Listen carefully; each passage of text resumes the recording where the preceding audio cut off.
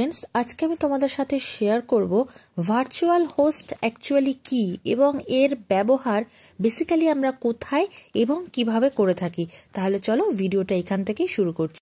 যদি definition wise বলতে হয় তাহলে এভাবে বলা যেতে পারে যে যদি একটা সার্ভার থেকে মোর দ্যান ওয়ান ওয়েবসাইট আমরা যদি তৈরি করি বা ব্যবহার করতে পারি তখন তাকে আমরা ভার্চুয়াল হোস্ট বলে থাকি। ভার্চুয়াল হোস্টকে মূলত দুটো ভাগে ক্যাটাগরাইজ করা হয়েছে। তার মধ্যে একটি হচ্ছে আইপি বেসড ভার্চুয়াল হোস্ট, যেটা মানে হচ্ছে আমাদের কাছে প্রত্যেকটা ডিভাইসের জন্য আলাদা আলাদা আইপি অ্যাড্রেস রয়েছে। আর অন্যটি হচ্ছে name based virtual host, different টাইপের নাম দিয়ে আলাদা আলাদা করে ওয়েব সার্ভার তৈরি করা যেতে পারে, কিন্তু সেটা একটা সিঙ্গেল আইপি অ্যাড্রেসকে ব্যবহার করে। যদিও যেহেতু সিঙ্গেল আইপি অ্যাড্রেসের মধ্যে দিয়ে ডিফারেন্ট সার্ভারকে ইউজ করা হচ্ছে, সেক্ষেত্রে আমাদের মনে হতে পারে যে হয়তো কোম্পানি 1 এর ইনফরমেশন কোম্পানি 2 পেয়ে যেতে পারে বা কোম্পানি 2 এর কোনো রকম ফাইল কোম্পানি 1 অ্যাক্সেস করতে পারে। অ্যাকচুয়ালি কিন্তু তেমনটি হয় না, কারণ এটার মাঝখানে এমনভাবে শিল্ডেড রয়েছে, বলা যেতে পারে এটা একটা ভীষণ রকম সিকিউর এবং রিলায়েবল প্রসেস। আর এই প্রসেসকে অন্য ভাষায় বলা যেতে পারে শেয়ার্ড ওয়েব হোস্টিং, যার ফলে যেটা হয় কি যে প্রচুর পরিমাণে টাকা সেভ হয়। যদি একটা সিঙ্গেল সার্ভার কেউ কিনতে যেত তাহলে যে পরিমাণ কস্টফুল ব্যাপার হতো, তার থেকে কিন্তু শেয়ার ওয়েব হোস্টিং এ অনেক কম খরচে সেম একটা আইপি অ্যাড্রেস ব্যবহার করে অনেকগুলো হোস্টকে কিন্তু একসাথে ব্যবহার করা যাচ্ছে। তাহলে আমি আশা করছি আমি এতক্ষণ পর্যন্ত তোমাদের সাথে যে থিওরিটিক্যাল ডেফিনেশন আলোচনা করলাম তার মাধ্যমে তোমাদের কাছে এইটা ক্লিয়ার হয়ে গেছে যে ভার্চুয়াল হোস্ট কি এবং তার টাইপস কি।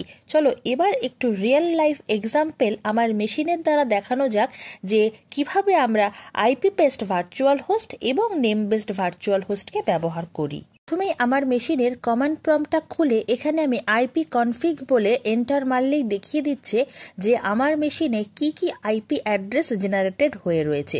তো দেখো আমি আইপি কনফিগ লিখে একবার এন্টার দিলাম, দেখিয়ে দিচ্ছে আমার মেশিনে দুটো আইপি অ্যাড্রেস জেনারেটেড হয়ে রয়েছে। একটা হচ্ছে আমার ওয়্যারলেস অ্যাডাপ্টারের জন্য আর অন্যটা রয়েছে আমার ইথারনেট অ্যাডাপ্টারের জন্য, যেটা হচ্ছে 101.4 আর নিচেরটা আছে লাস্টে দেখো 101.6। চলো প্রথম এক্সাম্পল আমি তোমাদের দেখাবো যে কোনো একটা আইপি অ্যাড্রেসকে ব্যবহার করে দুটো আলাদা নেম বেসড ওয়েবসাইট তৈরি করে, মানে নামটা চেঞ্জ করব কিন্তু আমার আইপি অ্যাড্রেসটা সেম থাকবে।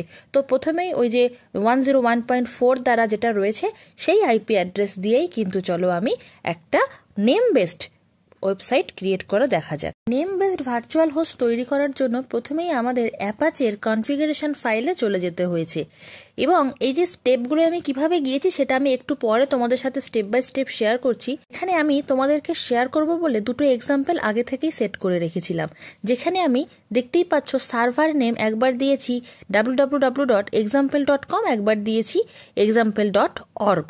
তো এই যে দুটো আমি আলাদা ওয়েবসাইট তৈরি করেছি, এরা কিন্তু অ্যাক্সেস করেছে একটাই আইপি অ্যাড্রেস, কোনটা 101.4 যেটা ছিল সেটাই। তো এই যে দুটো আলাদা আমি ওয়েবসাইট তৈরি করেছি সেম আইপি অ্যাড্রেসের মধ্যে, এটাই কিন্তু নেম বেসড ভার্চুয়াল হোস্ট। তোমাদেরকে দেখানোর আগে আমি এই দুটো ওয়েবসাইটে দুটো আলাদা আইপি অ্যাড্রেস জেনারেট করেছিলাম, সেই কারণে আমার এখানে 101.6 ছিল, সেটাকে আমি চেঞ্জ করে 101.4 করে নিলাম। এই ফাইলগুলোকে আমি সেভ করে নেব আর চলে যাব আমার লোকাল মেশিনের ডিএনএস ফাইলে। তো লোকাল মেশিনের ডিএনএস ফাইলে যাওয়ার জন্য কি করতে হবে দেখে নাও। প্রথমেই চলে যাব লোকাল ডিস্ক সি, তারপর সেখান থেকে চলে যাব উইন্ডোজ এবং তারপরে চলে যাব একদম নিচের দিকে রয়েছে দেখো সিস্টেম 32, তারপর চলে যেতে হবে ড্রাইভ, সেখান থেকে ইটিসি, আর ইটিসিতে চলে যাওয়ার পরে এই দেখো এই যে টপেরটা এটাই হচ্ছে আমাদের লোকাল ডিএনএস ফাইল। আর এর মধ্যেই আমাদেরকে এখানে আইপি অ্যাড্রেসটাকে চেঞ্জ করতে হবে। তো এখানে .6 নেওয়া ছিল, এটা আমি দুটোকেই .4 করে দিচ্ছি, কারণ আমি যে দুটো আলাদা ওয়েবসাইট তৈরি করেছি example.com আর example.org, দুটোকে আমি সেম আইপি অ্যাড্রেসে রাখতে চাইছি। এই ফাইলটাকেও আমাদেরকে সেভ করে নিতে হবে। তো বেসিক্যালি নেম বেসড ভার্চুয়াল হোস্টে ইমপ্লিমেন্ট করতে গেলে এই দুটো ফাইলকেই কিন্তু আমাদের চেঞ্জ করতে হবে। তো চলো এবার আর কি করতে হবে সেটা একবার দেখিয়ে নেওয়া যাক। এবার আমরা আবারও সিএমডিটা খুলে নিচ্ছি আর তারপরে আমরা সার্ভারটাকে স্টার্ট করব। তার জন্য HTTPD টাইপ করে এন্টার করতে হবে। অন্যদিকে ব্রাউজার ওপেন করে ওই যে দুটো ওয়েবসাইট তৈরি করেছি ওটাকে একবার চেক করে দেখে নিচ্ছি যে ওটা রান করছে কিনা। তো দেখো প্রথমে example.com লিখলাম, হ্যাঁ সেটা তো অবশ্যই রান করছে।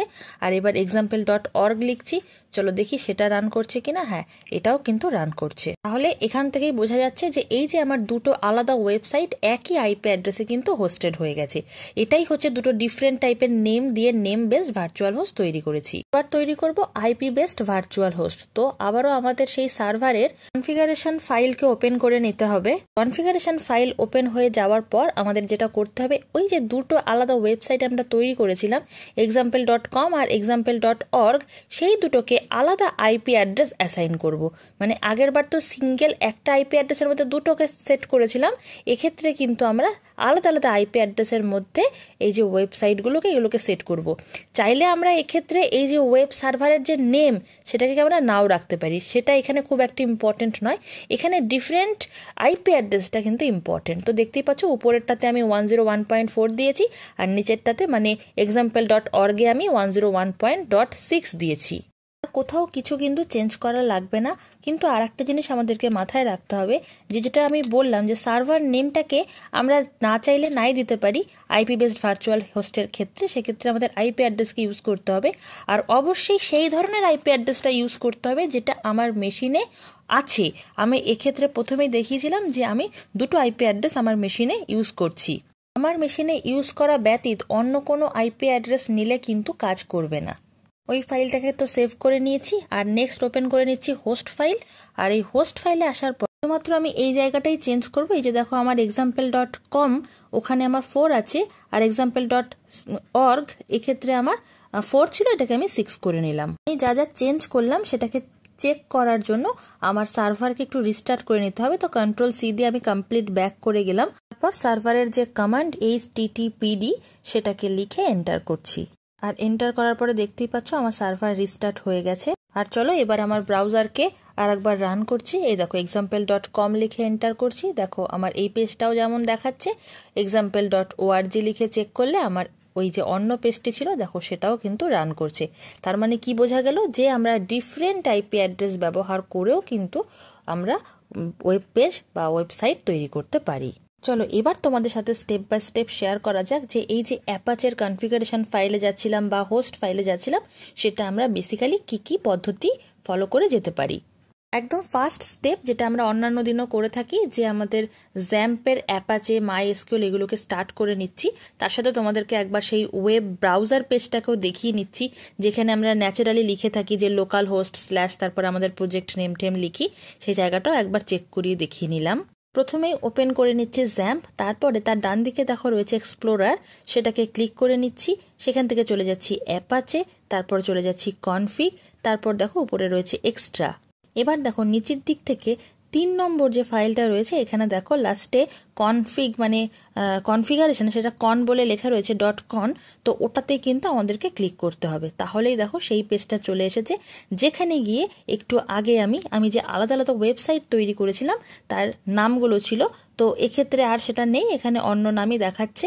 তো আমি তোমাদেরকে দেখানোর জন্য যখন আলাদা দুটো ওয়েবসাইট ক্রিয়েট করেছিলাম, যে ক্ষেত্রে এই যে সার্ভার নেম সেখানে গিয়ে নামটা চেঞ্জ করেছিলাম। আর একটা জিনিস দেখো, এই যে উপরে যেগুলো হ্যাশ দিয়ে লেখা রয়েছে এইটাকেই কিন্তু কপি করতে হবে এবং তারপরে পেস্ট করতে হবে।